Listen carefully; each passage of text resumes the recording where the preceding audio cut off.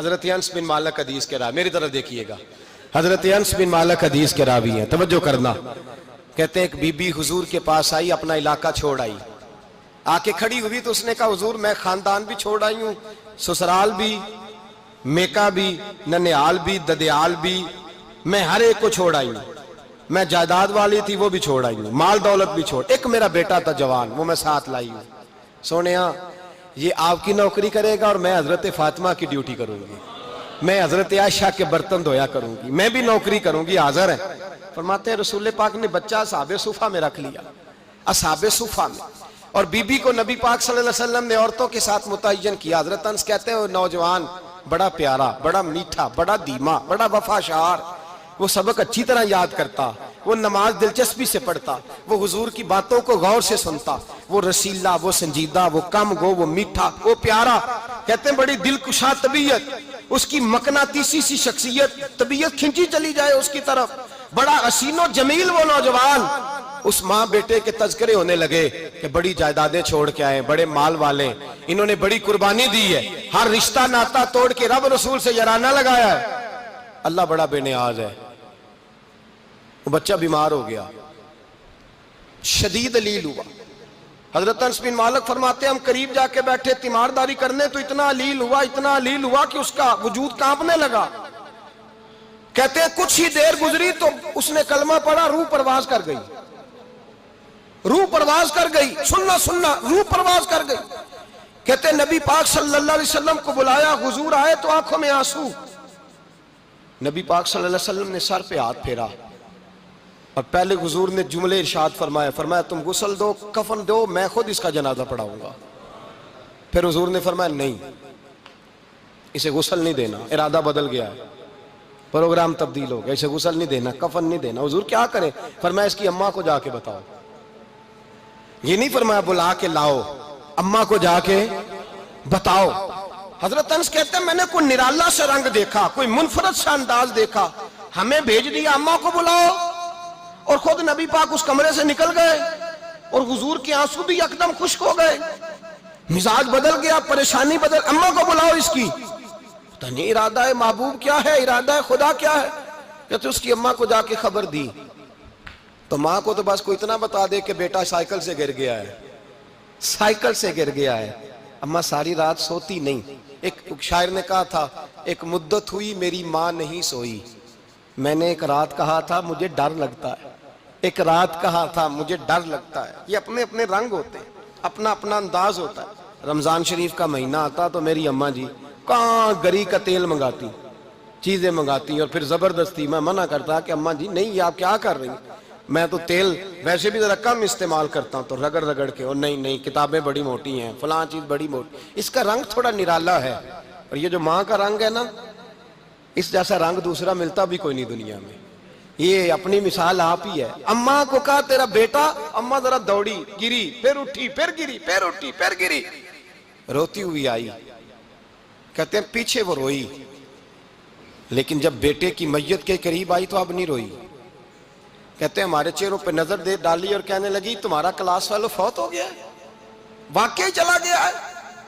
کہاں پردہ کر واقعی کہاں؟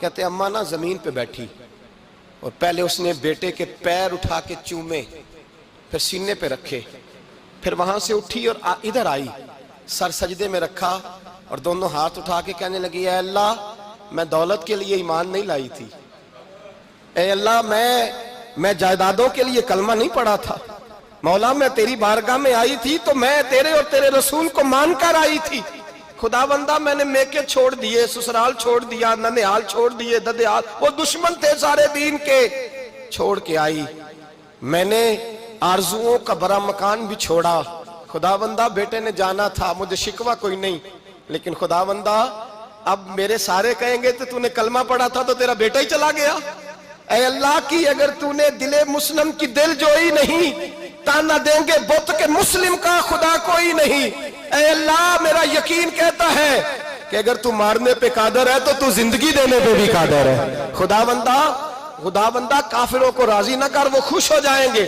وہ مجھ پہ تانے کسیں گے، پھپتیاں کسیں گے، اے عرش کے مالک رحمت کا دروازہ کھول، میں تیرے نبی کی بارگاہ ناز میں رہتی ہوں، نظر فرما حضرت انس بن مالک فرماتے ہیں ایمان، یقین اور استقامت کے ساتھ اس بوڑھے نے جب دعا مانگی تو ہم نے مسجد نبوی کے صحن میں عجیب نظارہ دیکھا.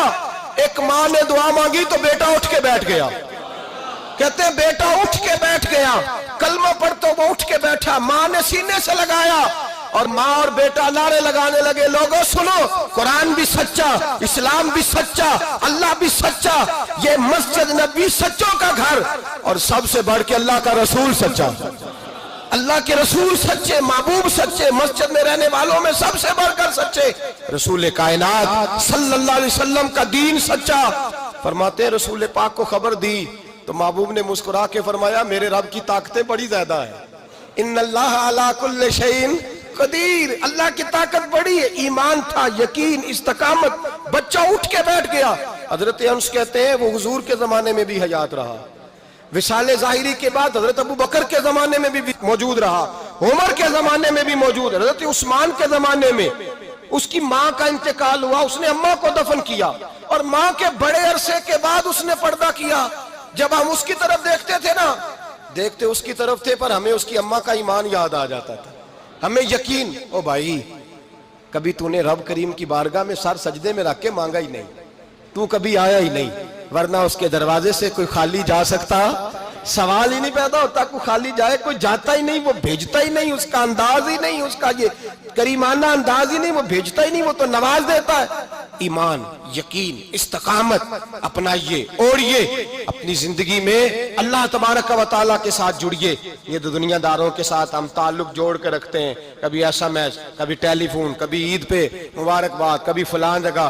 دنیا داروں سے جوڑ کے رہتے ہو، خدا سے جوڑ کے رہو. کبھی فجر میں جڑ جاؤ، کبھی زور میں جڑ جاؤ، کبھی تلاوت میں جڑ جاؤ، کبھی درود و سلام کی وجہ سے رب کریم کے ساتھ تعلق بناؤ، کبھی رمضان میں، کبھی ایمان میں، کبھی حج میں، کبھی عمرے میں، کبھی کسی غریب کی مدد میں، کبھی کسی لاچار کی مدد میں، کبھی بے کس کی مدد میں، کبھی مجبور کی مدد.